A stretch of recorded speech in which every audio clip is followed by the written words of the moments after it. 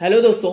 आज के इस सेगमेंट में हम आपको एक ऐसी आईपीएस अधिकारी बनी लड़की की व्यथा और दर्द दिखाने जा रहे हैं जिसको देखने के बाद आपके पैरों में जकड़ी लॉकडाउन की बेड़ियां बोल उठेंगी कि तू घर से ही कुछ कर और आप आईपीएस बनने की ठान लेंगे। लेकिन उससे पहले कुछ चंद लाइनें आपके लिए पेश करता हूं।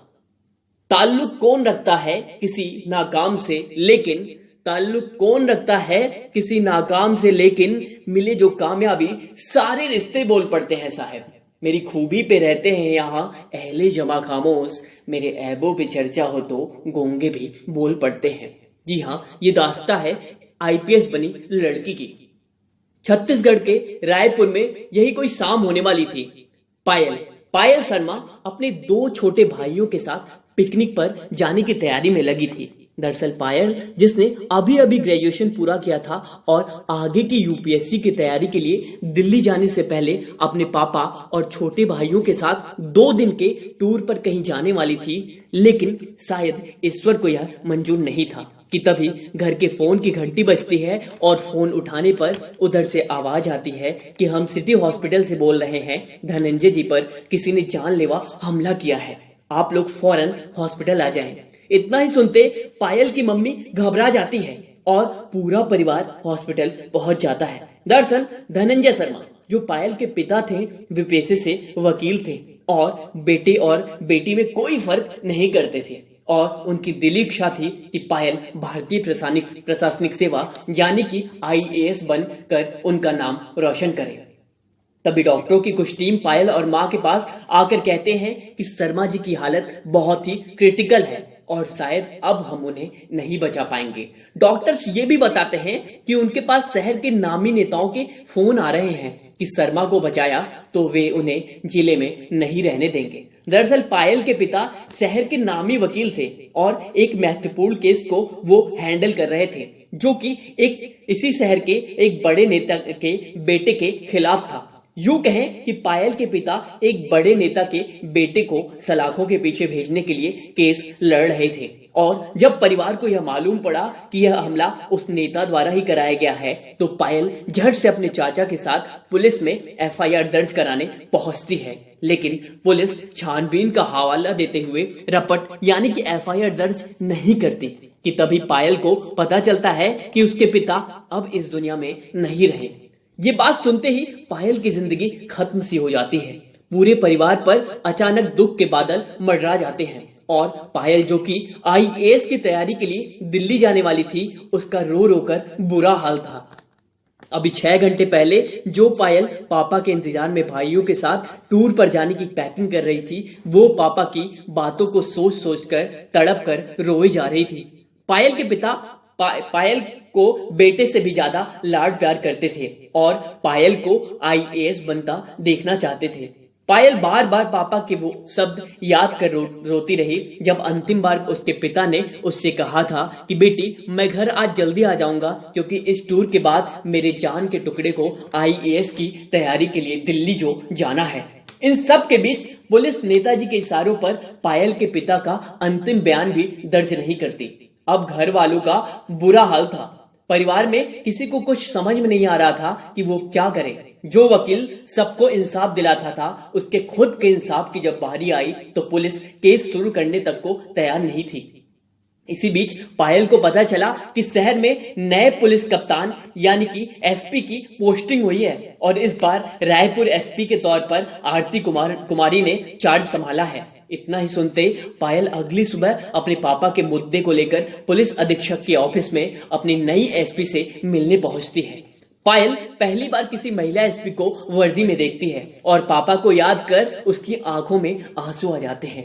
पायल अपनी सारी बात नई एसपी को बताती है और यह भी बताती है कि उसका भी सपना आईएएस उन जैसी अधिकारी बनने का है। पायल के पिता का यह प्रकरण सुनते ही नई पुलिस कप्तान आरती ने फौरन नेता के खिलाफ चार्जशीट फाइल कर गिरफ्तारी के आदेश दे देती है। बहरहाल गिरफ्तारी तो हो जाती है, लेकिन मसला कोर्ट में फंसा रहता है। इस बीच पायल अब यह तय कर लेती है कि पापा को इंसाफ दिलाने और उनकी इच्छा पूरी करने के लिए वो आईएएस बनेगी। लेकिन अब परिवार की वह आर्थिक स्थिति नहीं थी कि पायल दिल्ली जाकर हर महीने 15,000 रुपए खर्च कर IAS की तैयारी कर सके। तभी पायल ने फैसला कर लिया कि वह ट्यूशन कोचिंग पढ़ाकर अपने पापा के सपनों को पूरा करेगी और उन्हें इंसाफ दिलाकर ही रहेगी। अब पायल घर पर ही कुछ बच्चों को कोचिंग ट्यूशन पढ़ाती और खुद से ही घर पर रहकर UPSC की तैयारी कर रही थी और उधर पापा के केस पर तारीख पर तारीख मिली जा रही थी। नई पुलिस कप्तान यानी कि SP आरती ने अपनी तरफ से पूरी कोशिश कर रही थी कि पायल के पिता को इंसाफ मिले, लेकिन मुद्दा जब कोर्ट में हो तो ऐसी स्थिति में पुलिस कोर्ट के आदेशों का मात्र पालन ही करती है। अब पायल अपनी तैयारी जोरों से शुरू कर देती है और तैयारी में कहीं कोई दिक्कत आती तो वह पुलिस कप्तान आरती से पूछ लेती। दरअसल SP आरती की रायपुर में दूसरी पोस्टिंग थी और मतलब आरती भी हाल में ही UPSC परीक्षा पास कर नई नई पुलिस कप्तान बनी थी और उन्हें UPSC के सिलेबस इत्यादि की अच्छे से समझ थी। SP आरती पायल की UPSC की तैयारी में मानो मील का पत्थर साबित हो रही थी और लगातार पायल के लिखे हुए अभ्यास उत्तरों को यानी कि प्रैक्टिस आंसर को समय निकालकर चेक भी करती। अब पायल की तैयारी अच्छी दिशा में थी और प्री एग्जाम आ जाते हैं। पायल प्री एग्जाम देती है और आसानी से पास कर लेती है। इसी प्रकार पायल मेंस में भी अच्छा कर इंटरव्यू तक पहुंचती है। इंटरव्यू जिसे UPSC का पर्सनालिटी टेस्ट भी कहा जाता है, इसके लिए पायल जी तोड़ मेहनत करती है क्योंकि उसे पता था कि अगर इंटरव्यू ऐसे और ऑप्शनल सब्जेक्ट में अच्छे मार्क्स आ गए तो उसे UPSC पास करने से कोई नहीं रोक सकता और इंटरव्यू का दिन भी आ जाता है। तभी पायल को पापा की याद आ जाती है। वो याद कर खूब रोती है कि आज के दिन यदि पापा साथ होते तो उसे UPSC इंटरव्यू की बिल्डिंग तक खुद छोड़ने आते कि तभी SP आरती का फोन पायल को आता है और वह आरती को एक पिता की तरह समझाती है कि ये गलतियां इंटरव्यू में हरगिज मत करना। आराम से सामान्य बातचीत जैसी होती है वैसे ही UPSC के इंटरव्यू में भी मात्र बातचीत ही होती है। वह पायल को समझाती हैं कि तुम इंटरव्यू बोर्ड के सामने ऐसा समझना कि इंटरव्यू बोर्ड के लोग तुम्हें सालों से जानते हो और घबराने की कोई जरूरत नहीं। आज इंटरव्यू के दिन पायल को यह समझ आ चुका था कि पिता के तौर पर भगवान ने SP आरती को उसकी जिंदगी में भेज दिया है और अब पायल इंटरव्यू के लिए निकल जाती है और पायल का इंटरव्यू काफी अच्छा होता है। अभी UPSC के अंतिम परिणाम में कुछ ही दिन बाकी थे कि खबर आती है कि पायल के पिता की हत्या जिस नेता ने करवाई थी उसके सड़क दुर्घटना में मौत हो गई। अजीब विडंबना थी यह खबर सुनकर पायल और उसके घर वालों की आंखों में आंसू भर आए और आज ये आंसू खुशी के थे। पायल को भी यह लग गया था कि जो काम कानून ने नहीं किया वह काम ईश्वर ने खुद कर दिया। आज पायल के पिता को ईश्वर के न्यायालय ने इंसाफ दे दिया था कि हफ्ते भर बाद UPSC भी अपना अंतिम परिणाम घोषित कर देता है और स्वर्गीय वकील की बेटी UPSC में 68वीं रैंक लाकर इतिहास रच देती है। आज जबकि पायल के पास सब कुछ था लेकिन UPSC में सिलेक्शन के बावजूद भी पायल रोई जा रही थी क्योंकि काश वो सोच रही थी काश आज पापा होते तो अपने अफसर बिटिया को देख सीने से लगा लेते। जी हाँ दोस्तों, अगर आपने अगर अपने लक्ष्य को टारगेट सेट कर लिया है, अपने लक्ष्य के प्रति आपने कर लिया कि यार मेरे को यही करना है, तो दोस्तों कोई भी पेंडेमिक आ जाए, ठीक है, आप अपने लक्ष्य को पाओगे ही पाओगे। बस अर्थ आपको क्या करना है, डेडिकेशन एक शब्द है, एक वर्ड है, उसको बहुत ही बारीकी से बहुत ही अच्छे तरीके से खुद पर इंप्लीमेंट करना होगा।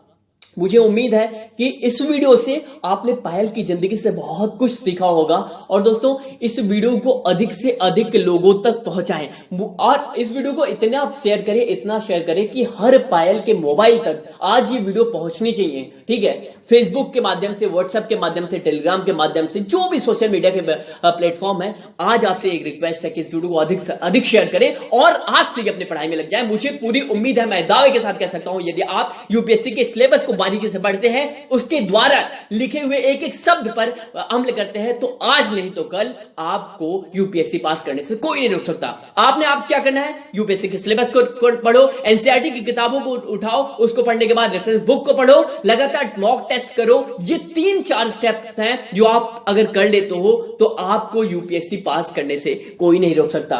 जी हाँ, आपको यूपीएससी पास करने से कोई नहीं रोक सकता। बशर्ते यूपीएससी नहीं, कोई भी एग्जाम, एसएससी की तैयारी कर रहे हो आप, किसी भी एग्जाम की, यूपीएससी एसएससी हो गया, किसी भी एग्जाम की, यूपीएसआई हो गया, किसी भी एग्जाम की तैयारी कर रहे हो आप, बशर्ते आपने क्या करना है, आपके यूपीएस उसके सिलेबस को देखो बारीकी से और लग जाओ भैया, आज से ही लग जाओ। चलो, आशा करता हूं इस वीडियो में आपको बहुत कुछ सीखने को मिला, तो इस वीडियो को अधिक से अधिक शेयर करें। चलिए, तब तक के लिए धन्यवाद। हेलो दोस्तों, आज के